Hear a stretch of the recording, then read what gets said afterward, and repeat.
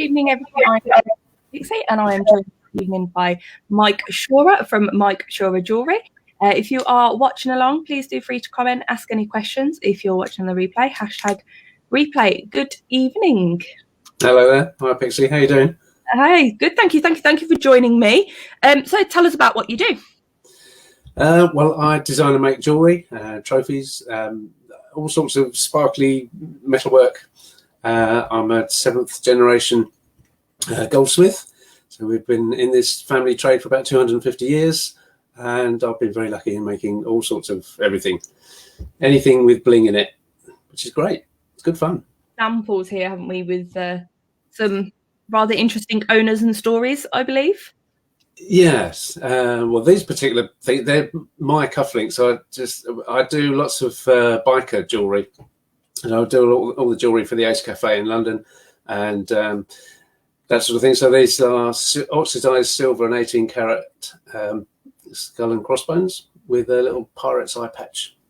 The cufflinks are great because jewellery for blokes is really difficult because guys just wear a watch because it's useful, and a wedding ring because we have to, and then what do you do from there? Well, cufflinks are great because I can design them and make them to show off your personality, things that you're interested in. They can be anything from a set of golf clubs to, well, skull and crossbones or whatever you like. Yeah, they are an interesting. So it's another presumably from mechanic. Well, again, these are the ones for the Ace Cafe and my own website. So it's a skull with crossed wrenches for people that are into mechanics or putting bikes back together or cars, or do a lot of stuff for hot rodders and that sort of community.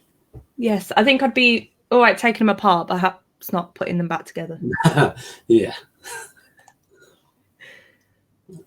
So you have this piece with you, don't you? Because I thought, just flicking through quickly, that this was a bracelet, but it's not, is it? No, it's a lot bigger. It is a lot bigger. It's, I don't know if, let's get this on that mirror screen. Camera again. Yeah. It's a torque, which is my idea of it's a Celtic torque from around about the 3rd century, with garnets in the front of it. It's 23 karat gold plated silver, and it's all made out of one flat sheet of silver, and then using all the ancient techniques to bend it and hammer it, and so it fits around the neck. Hang on, there we go. So so this how long does something like that take to make? It probably takes me around about 6 or 7 days straight working, because there's a hell of a lot to it. But this is for one of the themed weddings that I do.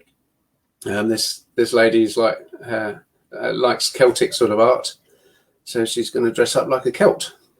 And I've done all sorts of themed weddings, from Roman weddings, and everyone will dress up in togas and all that sort of thing. And I did one about theme. Yeah, well, it's great. I mean, weddings are fun, but if you can dress up, that's great. I did a Viking one about 10 years ago, and I had to ship a load of stuff out to Denmark, so everyone dressed up like Vikings, and it was crazy. It looked great fun. Yeah, I've seen a few. They do look like fun. So I think obviously they're getting a bit more popular with the TV show Vikings, aren't they? People are kind of looking at it going, that's kind of cool. So I've seen quite a few images, and they do look like great fun. Yeah, and this piece is unusual.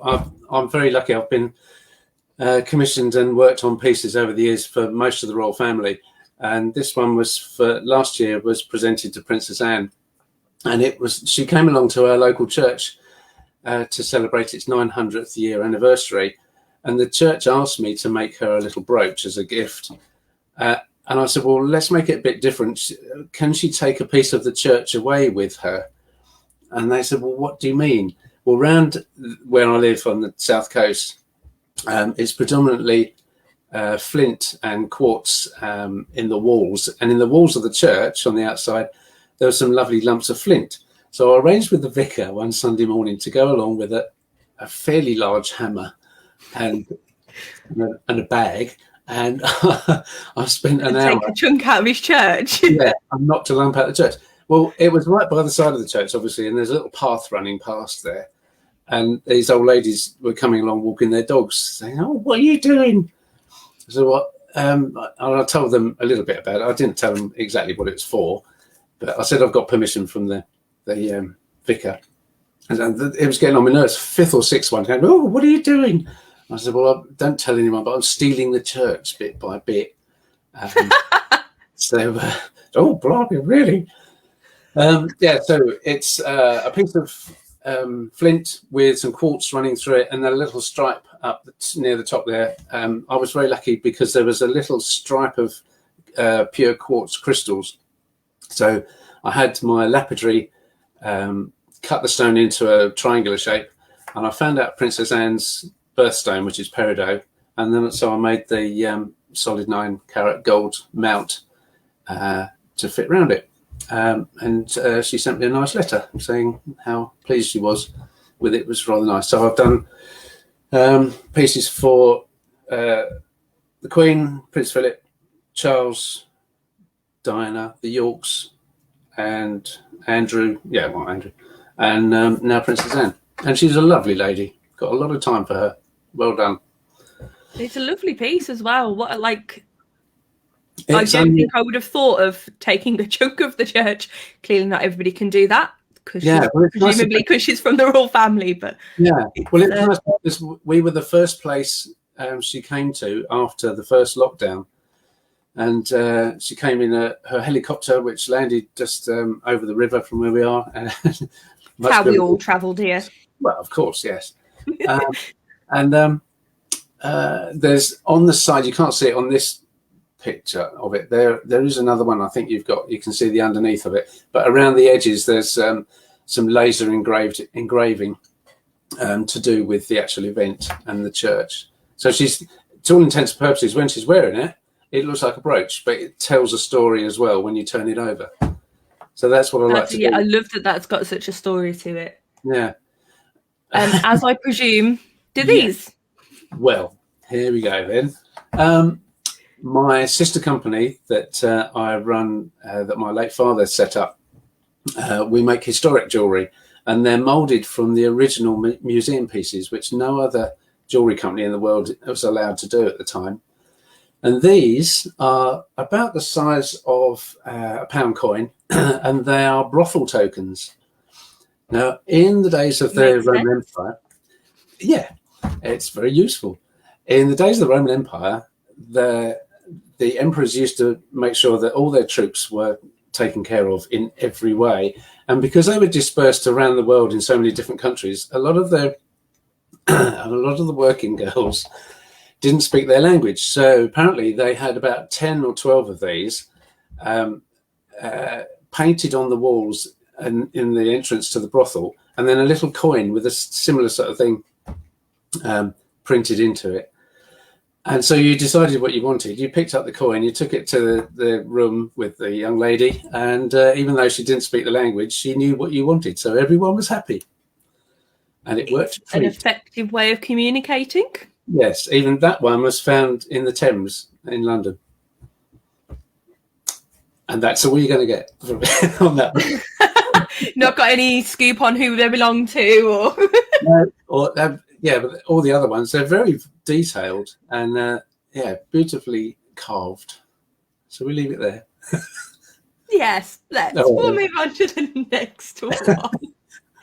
So I presume this is then the back to the brooch we saw a moment ago. Exactly. So St Michael's, New Haven is the church, and it was built in 1120. And there we are, my hallmark underneath, and then Hope, Haven, and another word around the back that I've forgotten. You're allowed. We'll let you. Yeah.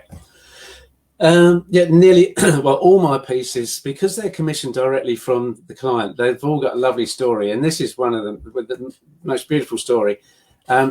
It's silver, gold, pink tourmaline, and blue zircon, and enamel butterfly. And the gentleman that asked me to make it was he was up in town, and he he wanted it to signify the place that he had met his lady for the first time. Well, sorry, the place that he went to with his lady when he proposed. And he called her his little butterfly, which I thought was rather nice. Thank you. There's an odd number of gemstones in the top, and let me see, so 1, 2, 3, 4, 5, 6. The number of the stones on one wing is the room number at the hotel they stayed in when he proposed. So it's something like 824.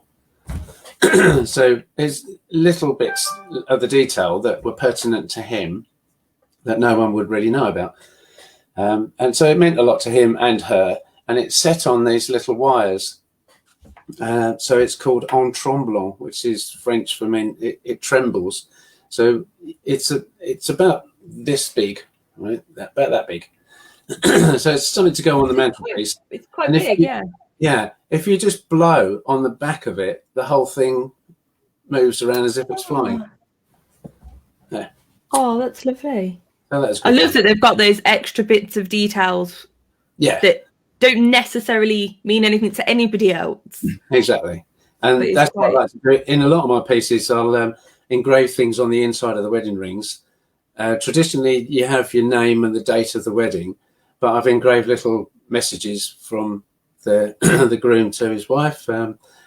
All sorts of things can be engraved on the pieces I make.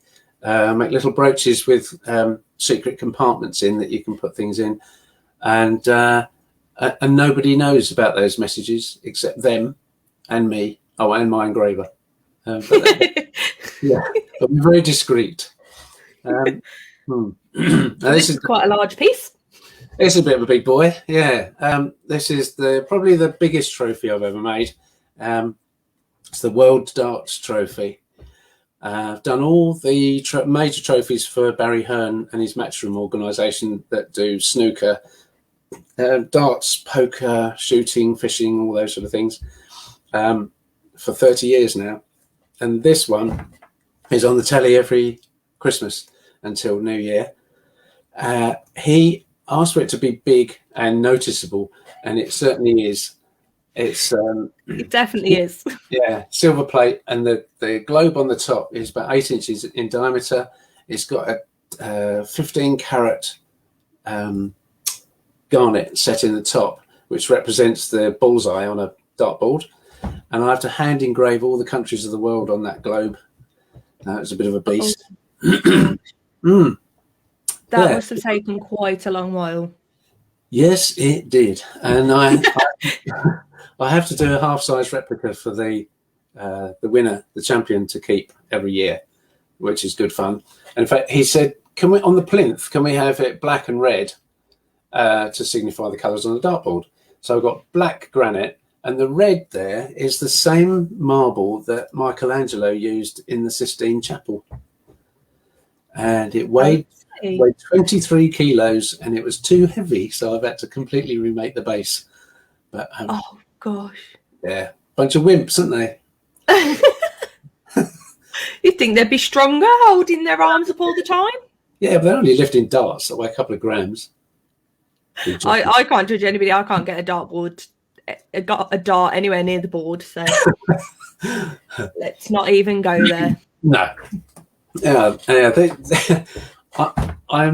I never know what I'm going to be asked to make next, and this is a prime example. About 7 or 8 years ago, I had a call from a lady who phoned up and said, "I need a couple of trophies. Can I come down to the studio and have a chat? Tell you all about them. Tell you what I'd like." "Yes, of course, madam. What's your name?" "Jane." "Okay. Well, next Wednesday." Just talking on the phone to my engraver, and there was a ding at the bell. Went to the door. Opened the door. "Oh, Jane. Oh, Jane. Bye."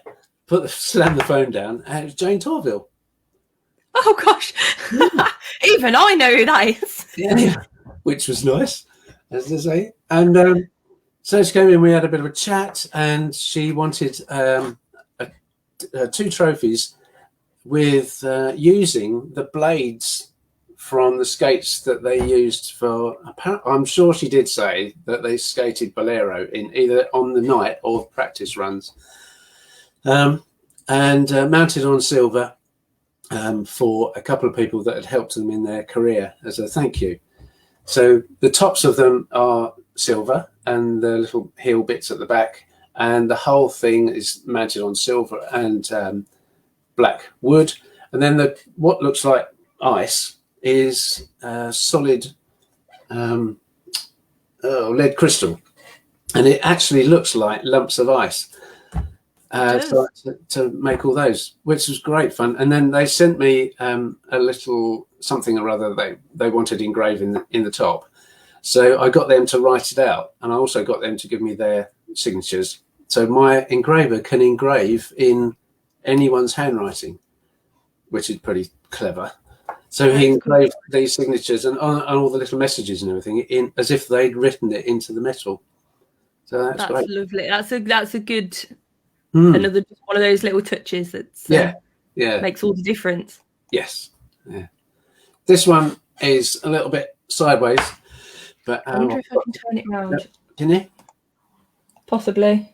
There we go. Yeah, good. Nice one. This is a technique that I've been using for a little while now with memorial jewellery. I encapsulate cremation ash into different colour resin and set it into jewellery, so that, again, on the face of it, it just looks like a piece of jewellery, but it's got that extra message in for the wearer. They know that they're wearing something that's dear to them, part of their lost loved one. So I do the. It's lovely. I'd be terrified of losing it, but it's lovely. Yeah. So anything can be enamelled with this technique to encapsulate cremation ash, and I've got little bottles. No, I haven't got them around, but little keep-safe bottles. You can carry the ash around with you if you like. In fact, I'll do that. I'll tell you. Hang on. There we go. I will just bring you back onto the screen a little bit bigger so that we can see what you're showing us there. There's a little bottle with it's gold plated, 18 karat gold plated, but that is my dad in there. Oh. So he comes with me every time I go. I race motorbikes as well. So every time I go racing, because he used to race them as well. So he comes with me. So that's nice. So people can do that sort of thing. And that's lovely. So you can have any colour you like, enamel, which is great. And this was part of another themed wedding for a Saxon wedding. And the gentleman asked me for a Saxon cross. It's about that big. It's oxidized silver, and you can see these words that I've hand engraved up there. They're all old English, Saxon English, and they mean something or other. Don't know what, but something lovey-dovey in Saxon. So that was nice. Yes. Can't expect you to remember them all. No. This one was, again... You're going to name drop now, aren't you? Yeah, another name drop. I'm terrible for name dropping. When I was the studio manager of a very famous jewellers up in Chelsea, we used to do all this stuff, a lot of stuff for the Royals, rock and rollers, and all sorts of big names. And one day, Elton John's manager came in and said he wanted a little present made for Elton. So we really went to town on this. And when he was the chairman at Watford Football Club, and a lot of people used to wear, in the old days, used to wear rosettes with their teams on. So we made him a full-size rosette, and in 18 karat gold, yellow diamonds, rubies, black sapphires, and white diamonds. So in the middle, there's Elton's face and him wearing his little bow tie. And we were working solidly on that, three of us in the studios. We slept under the benches, and we had 4 days to make something that would take 3 weeks. It was nuts, and lots of engraving on the back, and he loved it, which is rather nice. So well done. It is very impressive. Yes, good fun that. So You mentioned before that you were basically born into what you do. Yeah. Is that right? That's Yeah. quite the legacy to uphold. It is a bit, but it's one of those things where I wasn't expected to do it. Dad had a studio in the garden, much the same, but on a slightly smaller scale than I've got, because I work from the grounds of the house. And there were a lot of tools lying around and bits of metal, so it's inevitable if a young lad or a young lad or girl is there and they've got an interest in making something or other, they'll pick the tools up and start bashing the hell out of something or other.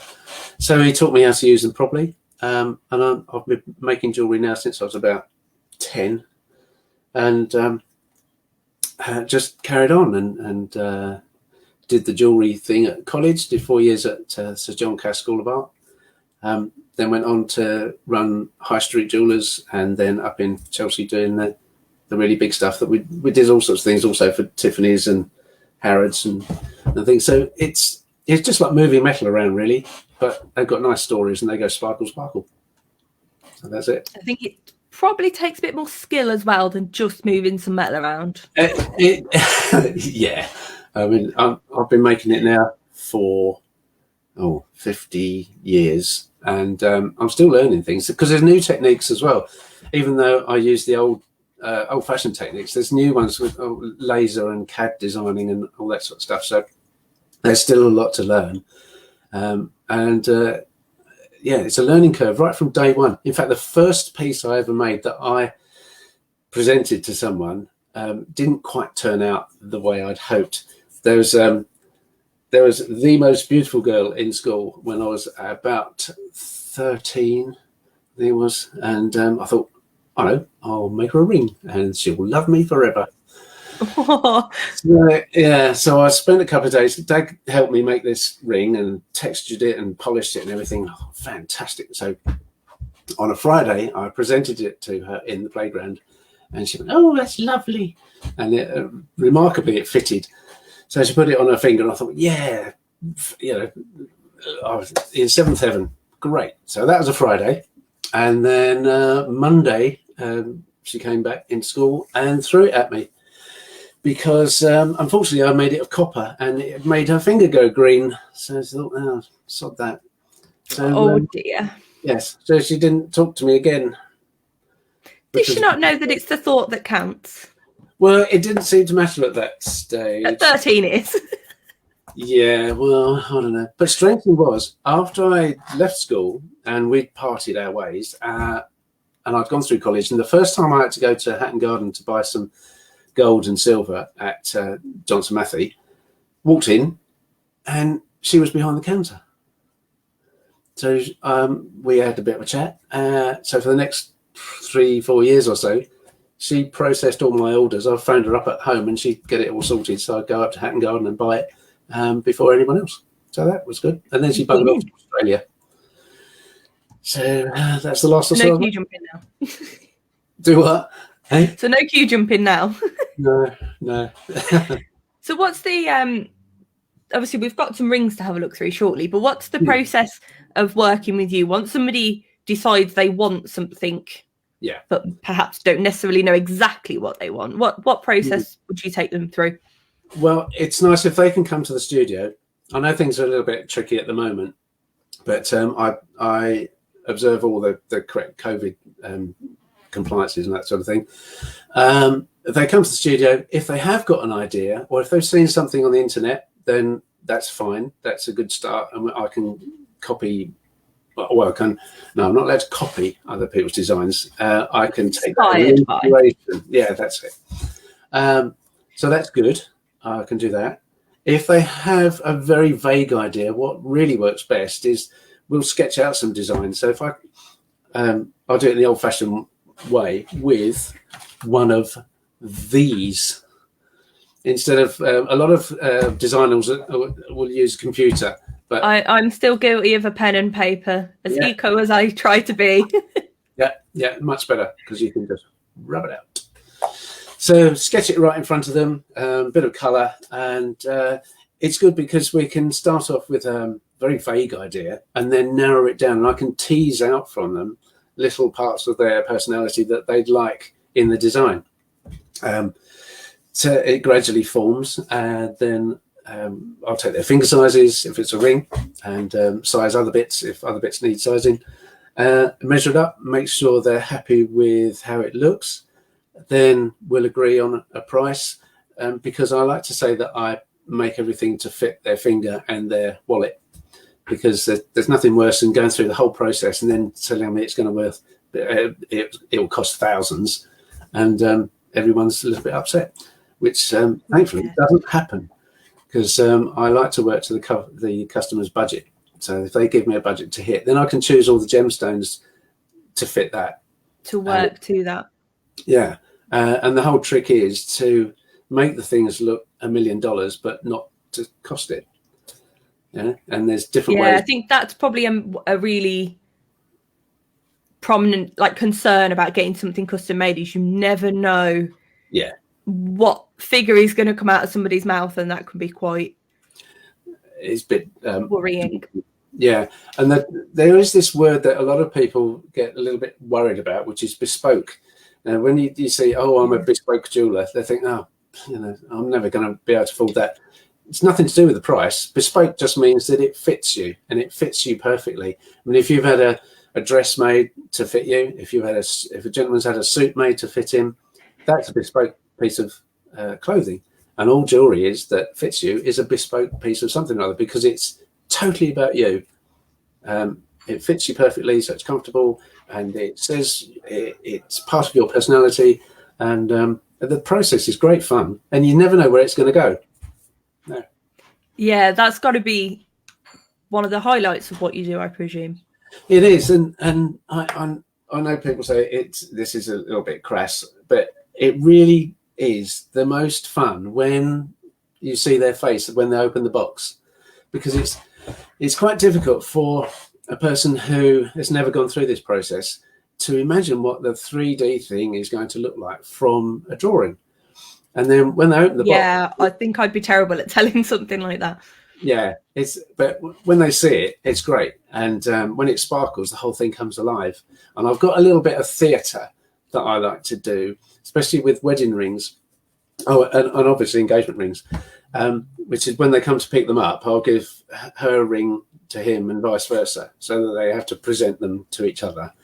And the best one was about 12, 15 years ago, when a couple came to me, and they were 85 and 83 years old. Oh. And they both lost their previous partners, but they'd fallen for each other. And he wanted to ask her to get married. And so he needed an engagement ring. And so we made it. And she wasn't quite sure what was going on. Not because she was... But so that I took a step back. I gave him the ring to give to her. And he did the whole thing properly. He just about managed to get down on one knee. Oh, bless him. And so she burst into tears, and so did we. And it was great. She loved it. Yeah. Oh, not a dry eye in the house. That's adorable. Yeah, it doesn't matter about your age. It's a good fun thing to do.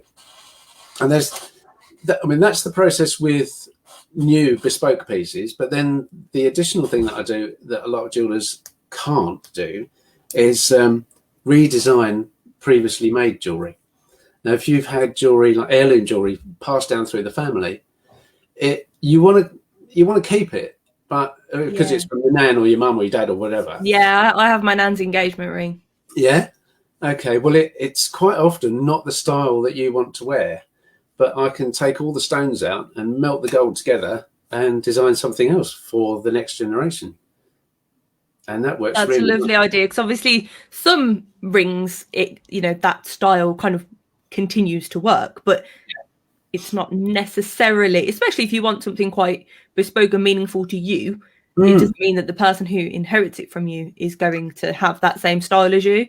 That's right. Yeah. And that often when your grandparents or unfortunately your parents have passed away, they've asked me previously to amalgamate all the jewelry and make something for all of their children, so they can all remember them.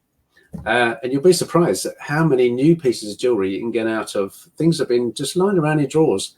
It doesn't matter whether it's 9 carat, 18, 22, it all melts together. So you've got all those memories from your family, and you can take them around with you all the time. So that's it's a lovely idea, and it's far better than things just sitting in the drawer. I mean, I'm terribly sentimental about everything, like literally anything. So you don't necessarily want to get rid of things, but it's pointless in sitting in a drawer as well, I guess.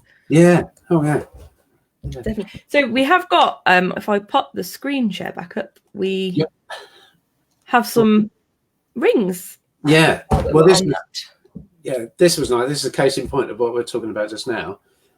This was 3 rings and a pendant left to this lady, and she wanted something that was a little bit like one of the Cartier did similar sort of design, and it's just a random selection of different sized diamonds, and it works really well. It looks light and it's easy to wear. You can wear it all day, or you can wear it to a bit of a do, and they're all what we call rub over set, so that the metal is rubbed over the stone all the way around, and it's a nice tidy way of using 3 or 4 other pieces of jewellery.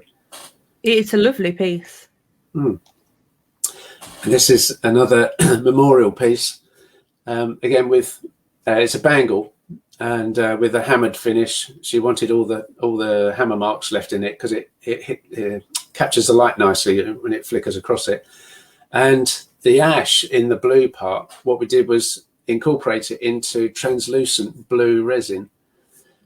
So we inlaid that into an area that I'd engraved away, so that the light goes all the way through it, so you can see the depth of colour, but you can also see the ash underneath it. So it was a nice way of remembering her. It was her father, actually, in this instance. So that worked well. That's another, it's a lovely thing. This one's pretty. Yes. One of my favourite stones is tanzanite, and this was a whacking great oval faceted tanzanite. And a couple of brilliant cut diamonds on the shoulders, 18 carat with little platinum bits here and there to highlight the shoulders, and a little scallop end setting. So the ends of the tanzanite setting are open, so it allows more light in. And that was a particularly nice. Oh, yes, here. Yeah, that's it. Clever little trick. Yeah. So with from the beginning to the end of the process, for something like this, how long would you say? Obviously, you don't want another Elton John scenario. It's nice to, for this sort of thing, to take into consideration hallmarking, which takes about a week. It's nice to have about a month, but I'm often working on about between 6 and 10 jobs at the same time. So it's nice to have a month, but if pushed, I can pull all the stops out. Yeah. What else got? Haha. Yeah, this one. My son wanted to ask his lady to get engaged, so he said, "Right, Dad, I think she'd want a teardrop or a pear-shaped diamond. So you're going to sponsor that and make the ring, and I'll pay for some part of it." Thanks, Ben. It's stitched up here. But no, when this sort of commission comes up, what I like to do is get about 3 or 4 diamonds for the client to have a look at. And it's diamonds are fascinating. They still fascinate me, even though some of the clients might not know much about them, or even the guys, when they're paying for them, they're not particularly bothered. By the time they've come down and fiddled around with them, and I'll give them a little tutorial on how to use the eyeglass and what to see inside the diamond, and they're absolutely entranced. By the end of the session, they're captured by diamonds because they're brilliant. Yeah, but that's a really interesting thing to do. Yeah, it is, and they're fascinating things. I mean, they've taken 30 billion years to make, and then we cut all these facets on them, and it really brings them to life. It's marvelous. So I laid these 4 stones out in front of Ben, and he must have been listening when I told him a few things about stones over the years, which was a surprise. And so he said, right, well, no, that's too small. That one's a little bit flat. So it's just between these 2. And my heart was sinking because I knew which one he was going to go for. It was the best quality one there. So it cost a fortune, but it was worth it because it did the trick. She said yes. They got married, and now we've got a grandson. So that's great. Aww. Yeah. So that. So he knew, which is why he told you beforehand. Yes. That it was on you. It was a smart move. Yeah, smart kid. That's Dad stitched up again. Yes. Aha. Now, glad you've chosen this one. Sometimes I'm surprised. I always think I'm never going to be surprised by what people ask me to make, but this one did take me by surprise. This is the one that prompted me to get in touch with you, wasn't it? Yes. Now, I had made an engagement ring for a young lady to present to her young lady, and both the ladies then came to me to say we'd like some wedding rings, which was nice. And they said, is it all right if we ask you for something weird? I said, that's all right. You know, I've done weird. Hit me with weird. Yeah, no problem with that. What you got? Can you incorporate our blood in the gold?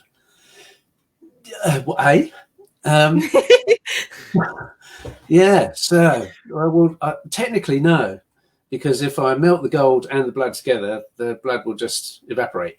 However, because I've been doing these cremation ash resin pieces, I said there might be a way.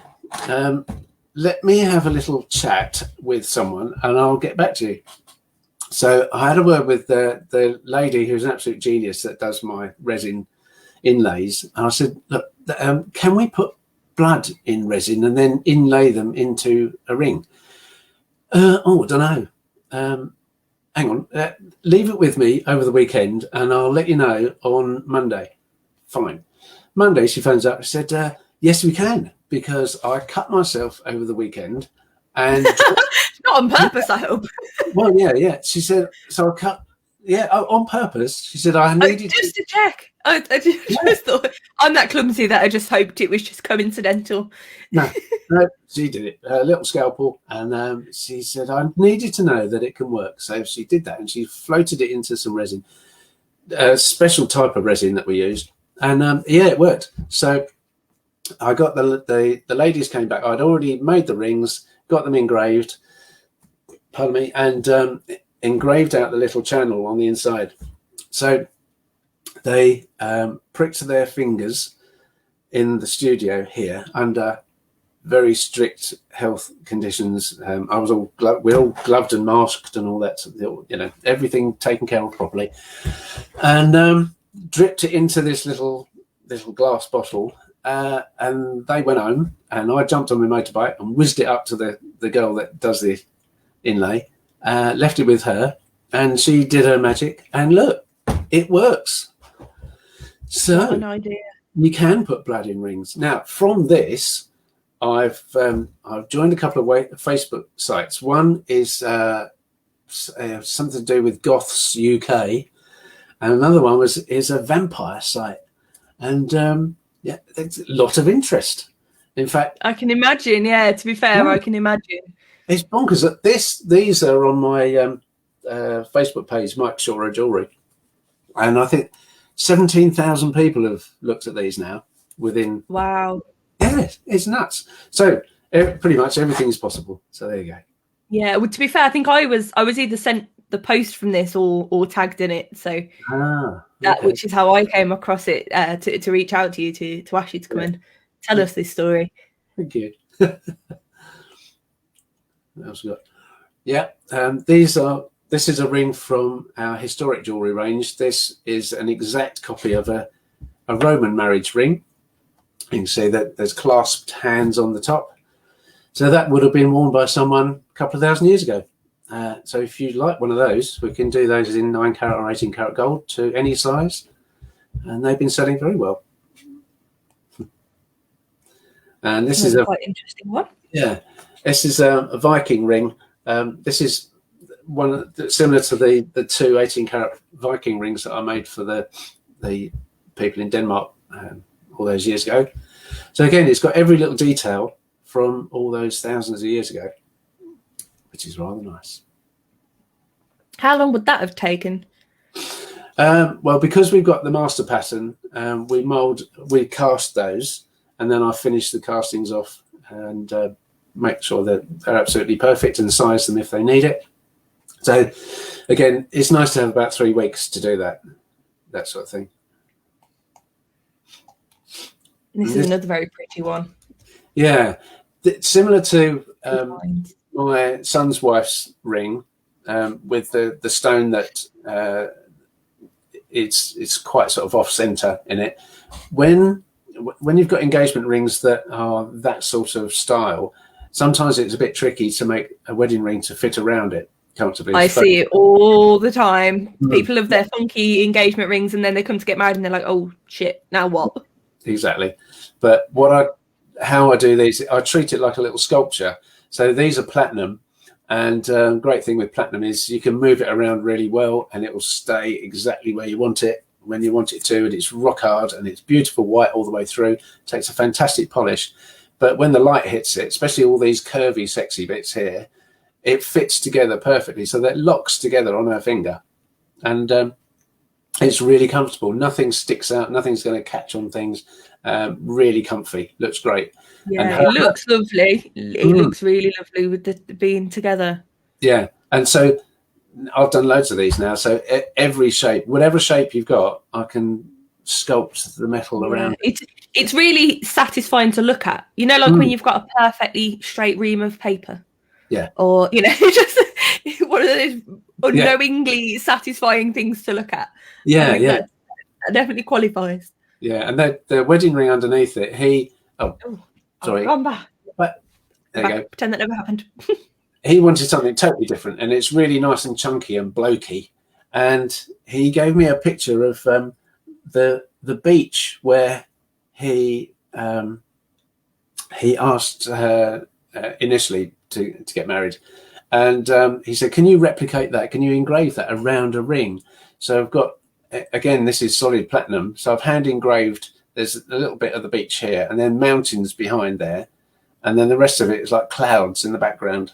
So when you move it, it shimmers, and you can see the landscape all the way around the ring. So people don't want things simple, do they? No, which makes it fun. And this is another Roman ring, very famous piece from the British Museum or the V&A, I can't remember. It says Amelia Zes is pierced out these letters that go around it, which means, apparently it means, I have nothing more to give thee.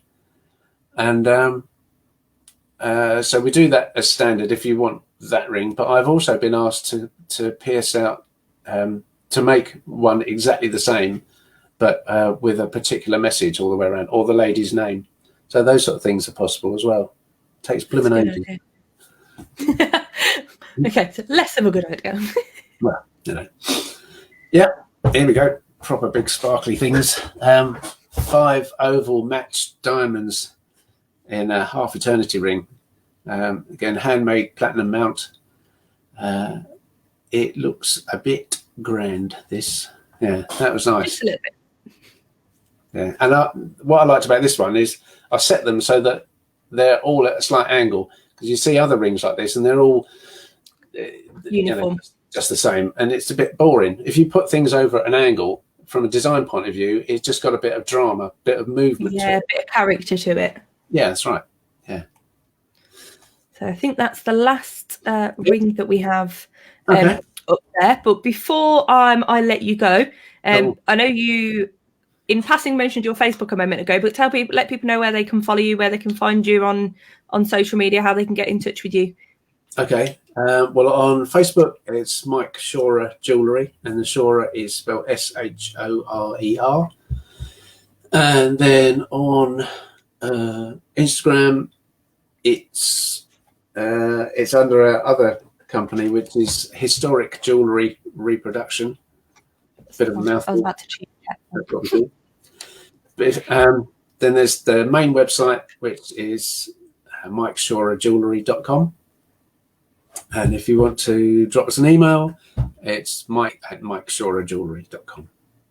Fab. I will just pop you backstage, as they say. I will sign off and I'll be with you in a minute.